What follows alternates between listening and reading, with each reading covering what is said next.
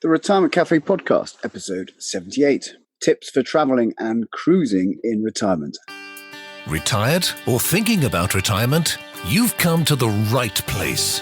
Welcome to the Retirement Café Podcast. In each episode, we bring you an important conversation with insight, tips and knowledge, all designed to help you live a fulfilling and successful life in retirement. Here's your host, Chartered Financial Planner and Accredited Later Life Advisor, Justin King. Hello and welcome to the latest episode of the Retirement Café Podcast, which is brought to you by the Timeline app. Timeline is state-of-the-art retirement income planning software that helps financial planners like me bring your retirement journey to life and answer your big retirement income questions. I know that many of our clients enjoy their holidays, and in particular cruising. So I am delighted to share with you today my interview with Gary Bembridge, author and founder of Tips for Travellers. Gary has travelled every month of the year for the past 25 years. Since 2012, he's been exclusively focusing on creating travel content, including videos, audio podcasts, books, and articles specialising in cruising. Gary's Tips for Travellers YouTube channel averages 2.5 million views every month.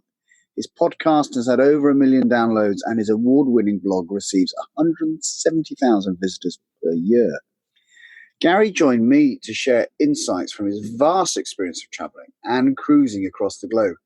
We also discussed the challenge for the travel industry during these uncertain times with the COVID-19 pandemic. I hope you enjoy my interview with Gary Bembridge, part 1 in our series on traveling in retirement.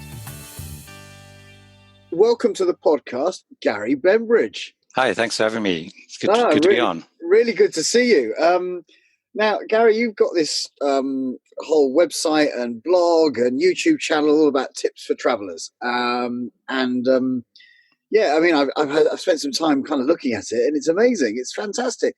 Tell me the backstory to this. Where did this all come from?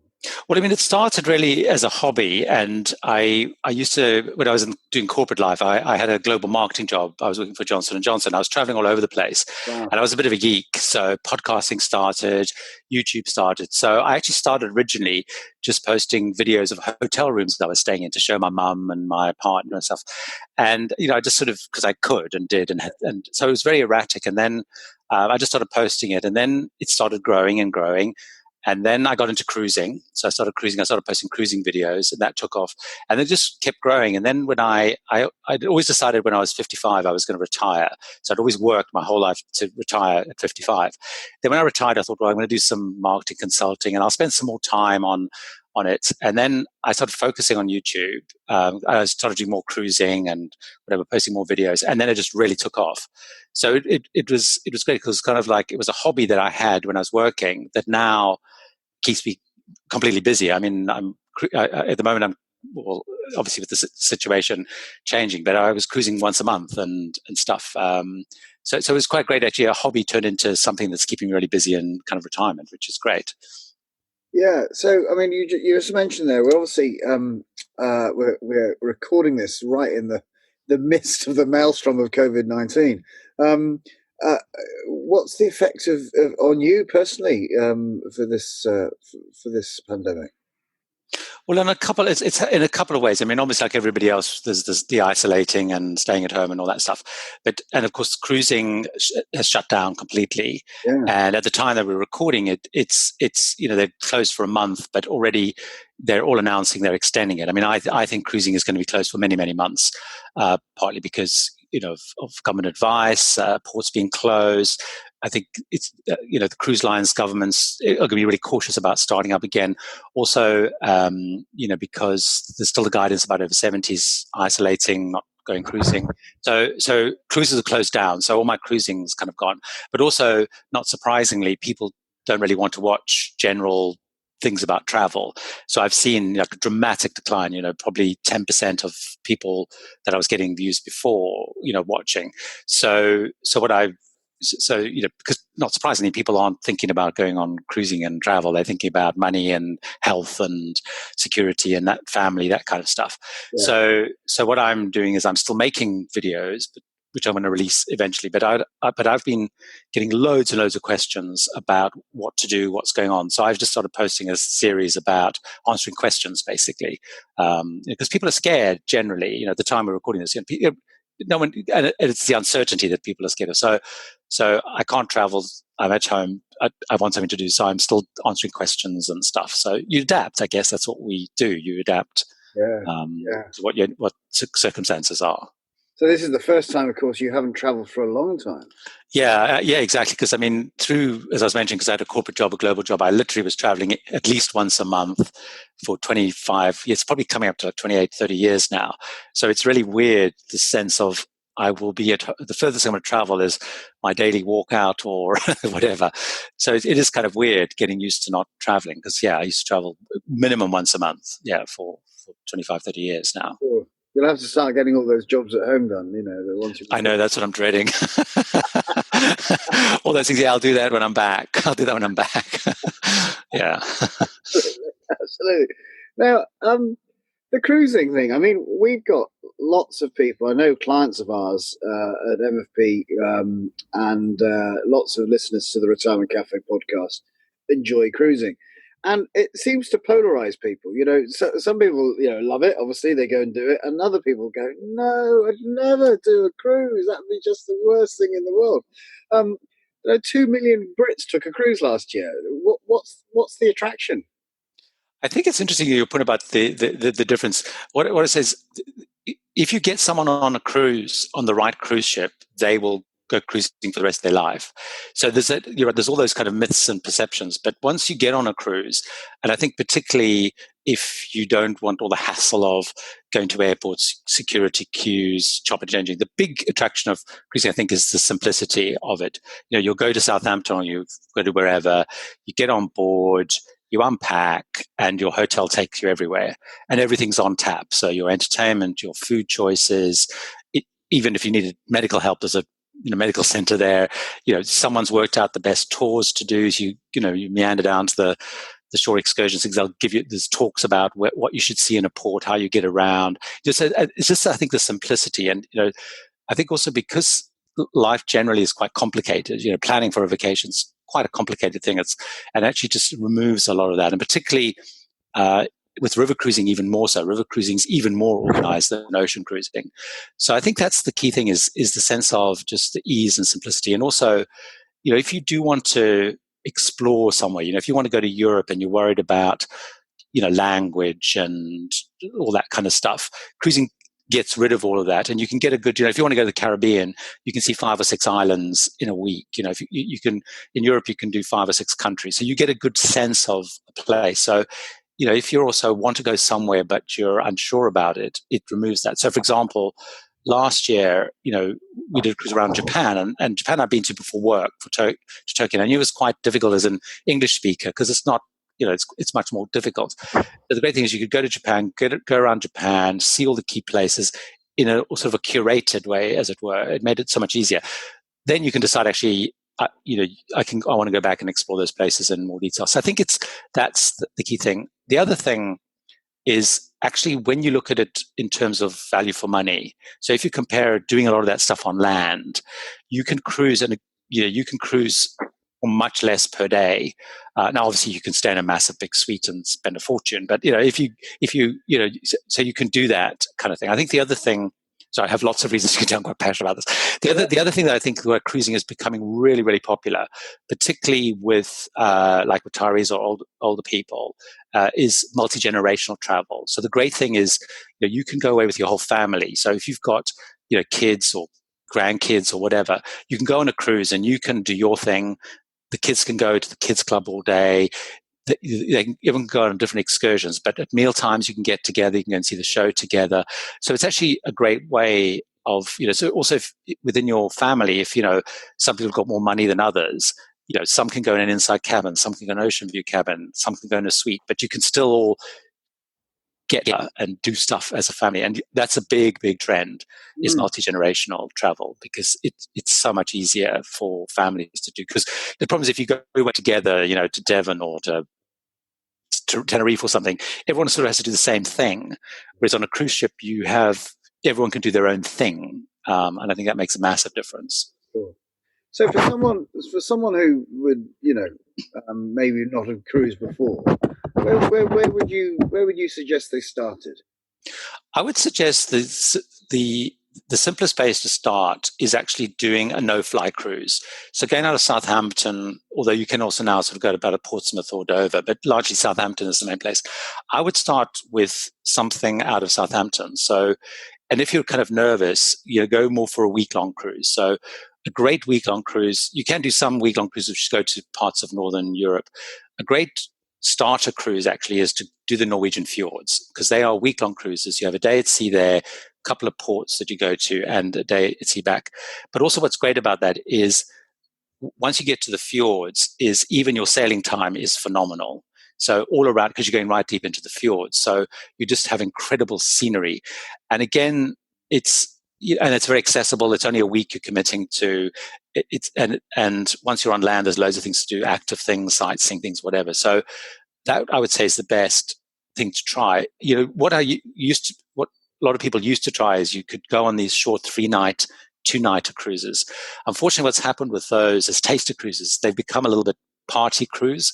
So people will say, right, I'm going to go for a girls' weekend or a boys' weekend away.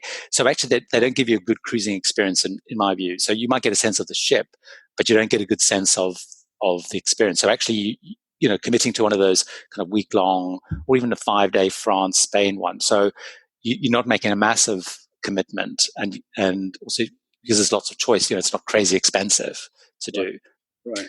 That's what I would suggest. What about the size of the ship? I mean, there's all different types of providers. Yeah. Aren't there? I mean, there's the companies we've heard of, Royal Caribbean or whatever, but also there's some smaller firms, aren't there? Yeah, I mean, it's as I was saying earlier, one of the critical things, you've got to get on the right cruise line and the right ship. So you're right, the big trend in cruising is to the big mega ships. So the Royal Caribbean, the big new P&O ships, for example, some of the big celebrity ships. There's some really, really big ships, which are fine if you're the sort of person that likes going to a big resort. So if you're the sort of person who would like going to Las Vegas or, somewhere really big where it's this ice skating and rock climbing, if that's for you, then go for those big ships. The problem is you've got 3,000 people on there. I would say, personally, and I love going on those ships, obviously, because it's good for my channel and it's great to see what's happening. I like cruising on mid-sized to small ships. So the mid-sized ships in cruising, you're talking about 1,500 to 2,000 passengers. Sort of 800 to 1,000 cabins, basically. So those ships, you don't get all the big queuing, getting on, getting off is great. And then you're right, you do get the smaller ships. Now they are much more expensive, but just because of the economies of scale. So you have cruise lines like Oceania, Azamara, all the premium lines like Silver Sea, Seabourn, but that's going to cost you much more to go on those. But if you're worried about the crowds, you're worried about lots of people, then look at things like Azamara, Oceania, those kinds of cruise lines, because that's more of like staying in a smaller, not boutique hotel, because it's not as small as that, but you're not going to have all the the big production shows and that sort of stuff. Sailing out of the UK, you can do all of those. They all sail out of the UK at some point during the season. Interesting. And so what about kind of special interest cruises? I mean, to kind of, I don't know, places that maybe not usually accessible. I don't know. I'm just thinking maybe, I don't know whether they're available, but things like the Galapagos Islands and things like that. There's something really quite, unique. Yeah. I mean, the two other big trends in cruising, one of which is themed cruises. So, special interest cruises. So everything from Star Trek through to, TV show type stuff. You'll even find if you're big into knitting, you'll find a knitting cruise. It's literally, so those are really growing really fast. And the reason that they're probably growing fast because the cruise industry and lots of clubs and societies are seeing it's a good way of holding conferences or events stuff. Yeah, so if you're really interested in something, some sort of sport or something, you're probably going to find a special interest cruise. So like, Monaco Grand Prix, those sort of things, you'll find lots of cruises. Golf cruising is really big. But then you're right, the second big trend is what the cruise industry calls expedition cruising. So the Arctic, Antarctica, Galapagos, and Alaska, although that's more mainstream, but it's still that sense. So, and then parts of Australia, like the Kimberley, all around that part. So those are growing quite quite big. Those are really small ships, though. You're talking, in the Galapagos, I think it's a maximum of 100 people. In Antarctica, it's 200 because you can only have 200 people at a landing in a period of time, 100 at a time. So those are much smaller. And of course, the cost is huge. For you're talking £10,000 per person kind of thing. But those are definitely growing. But the theme cruises is a great way, particularly if you're trying to convince your partner or friend to go with you. Find something they're interested in. You'll probably find a cruise around it. There's even a website, I think it's called Cruise Theme Finder or something. But even if you just go on a search engine and put in golf cruise, knitting cruise, Star Trek cruise, you'll find something. Even if talking quite extreme, if you're a swinger or a nudist, you'll also find full charters of swinger cruises and nudist cruises. So it's a cruise for everybody. It certainly is. Now, I don't know whether you're aware of a lady I read about called Mama Lee Rochester, 90-year-old. Have you come across her? No, but I have come across people similar to her. I haven't met her, but it is about people using cruises as retirement homes. I might be homeless, but you should see my yacht. She's yes. So she's a permanent resident on, husband passed away, etc. She's a permanent resident on the cruise line. Yes. Tell me about that.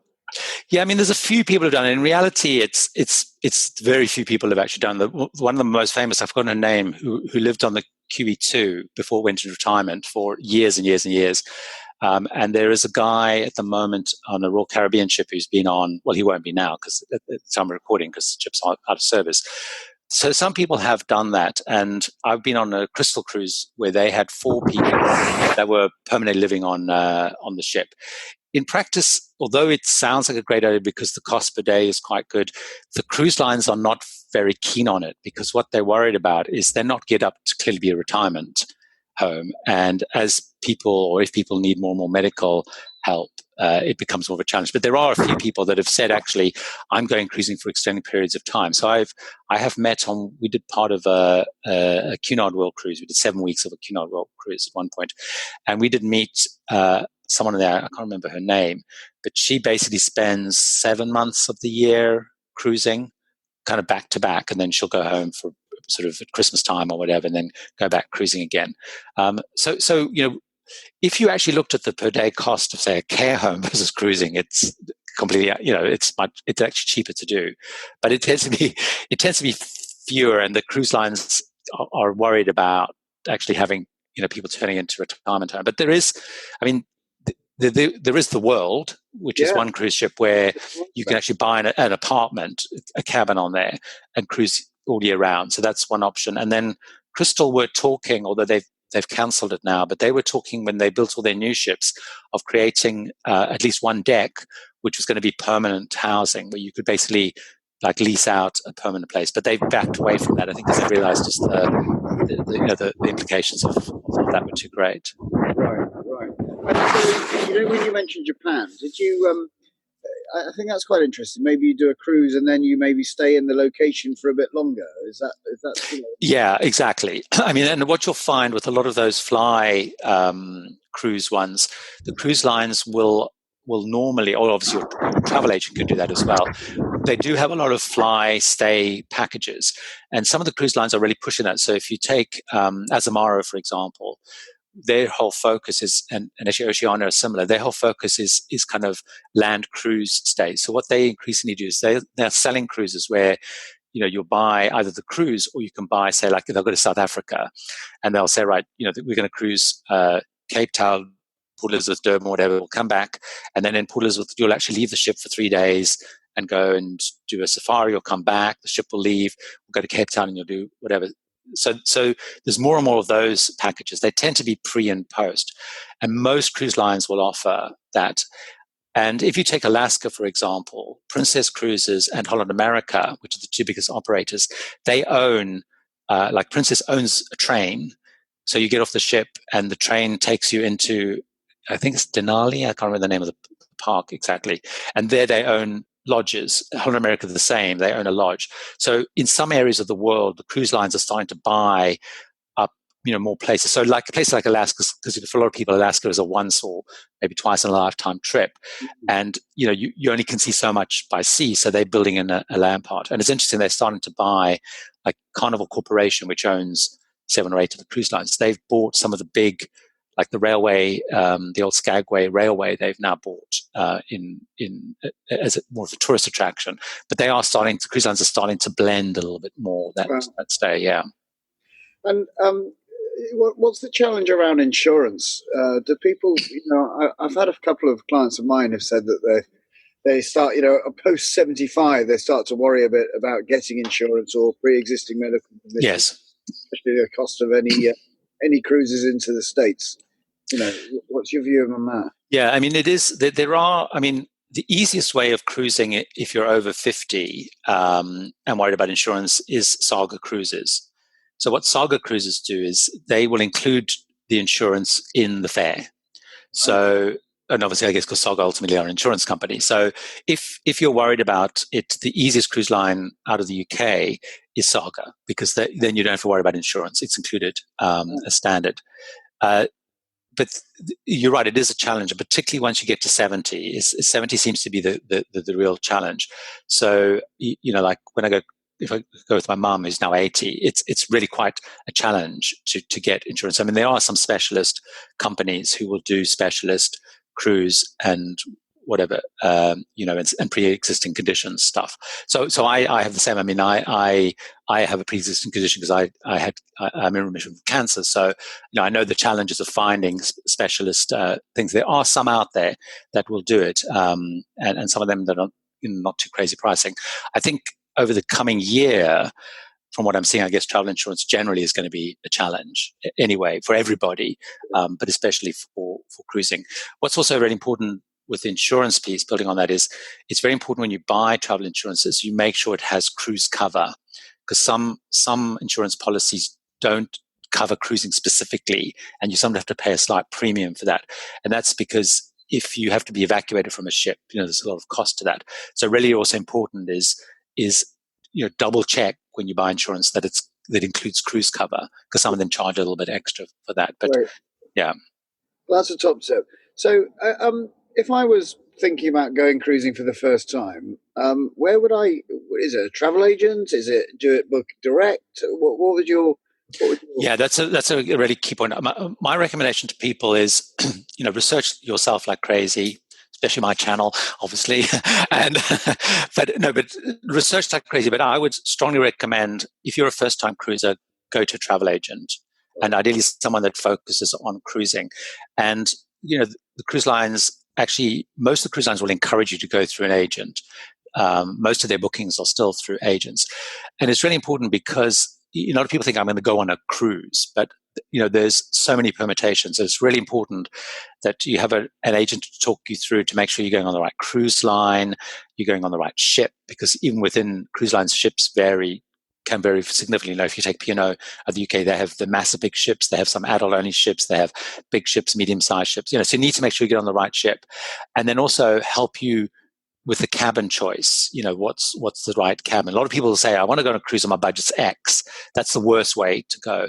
So, and a good agent will ask you lots of questions around, they'll ask you what you like doing, what your interests are, how much you like to dress up, not dress up, all those kind of things. They will navigate you, but they'll help you. So I would strongly recommend go to an agent, but also do a lot of work. I mean, there's one of the things, the great thing, I think, particularly with YouTube, for people who are new to cruise, is you can go in, there's loads of ship tours, tips, etc. So you can go and see the stuff. So I would encourage that. The other thing I would encourage people to do is, the biggest site in the world for cruising is called Cruise Critic. And on there, they have their own reviews, but it's a bit like a TripAdvisor. In fact, it's owned by TripAdvisor. It's a bit like a TripAdvisor. So, there's lots of reviews, there's lots of, and also before cruises, you can go into roll calling, you can chat to people on your cruise and stuff. So that's a really good resource, particularly, I was just like, talk to an agent, use YouTube. A lot of agents will direct you to YouTube, actually. Use that a lot to look at what's going on, what the ships are like. And then once you've booked, just use Cruise Critic to help you kind of just prepare, because, it's great. And Cruise Critic often host meetups on a lot of ships and stuff like that. So But an agent, I would say, is key. Okay, great. Well, that's been absolutely fascinating. I appreciate your time this morning. It's great to find you actually in the UK. And, yes, exactly. And, well, yeah, I suppose we may well be here for a little while longer, haven't we? Exactly, yeah. It's been great. I mean, I'm always happy to talk about cruising, so it's been great to get the opportunity. Brilliant. So where can our listeners find out more about you and your website and your YouTube channel? Well, the two easiest things to do is on YouTube, just go onto YouTube and search tips for travelers, or probably if you search Gary Bembridge, it'll come up, but it's only tips for travelers. And it's spelled the UK way with 2 L's. Or if not, if you just go to tipsfortravelers.com, and then I have all the links and stuff there. So that's the blog as well. Brilliant. Yeah. And can they, is it possible to ask you questions and things? Yeah. I get loads of questions. I love getting questions. I mean, I do like getting questions also because it helps me to know what people are interested in, and, and it helps me decide what to make videos about and stuff. So yeah, I love getting questions. Yeah. Great. Well, fantastic. It's a great resource. I know lots of people consider it. Lots of people enjoy it. Lots of people wouldn't touch it with a barge pole. Yeah. And I'm sure that to reach out to someone with your expertise will be fantastic. We'll put all those notes, all those kind of links in the show notes. And thanks for your time this morning, Gary. Great. Thank you. I hope you enjoyed my conversation with Gary today and took away some tips for your next trips, wherever and whenever they may be. To find out more about everything we discussed, check out the show notes on our website at theretirementcafe.co.uk, where you'll also find some useful links. As always, if you've enjoyed this episode, please leave us a review on iTunes to help more people like you find us. And please do share this episode with friends and family you think who will find it interesting. To be sure never to miss an episode, hit the subscribe button on your preferred podcast player, or visit our website, theretirementcafe.co.uk, where you can also subscribe to weekly podcast emails. Listen out for more episodes in our series on traveling in retirement coming soon. Thanks once again to the Timeline app for sponsoring the podcast. Until next time, stay safe and well. This is Justin King, helping you feel more informed in your retirement. Thank you for listening to the Retirement Café Podcast with Justin King. To find out more, you can find us online at theretirementcafe.co.uk.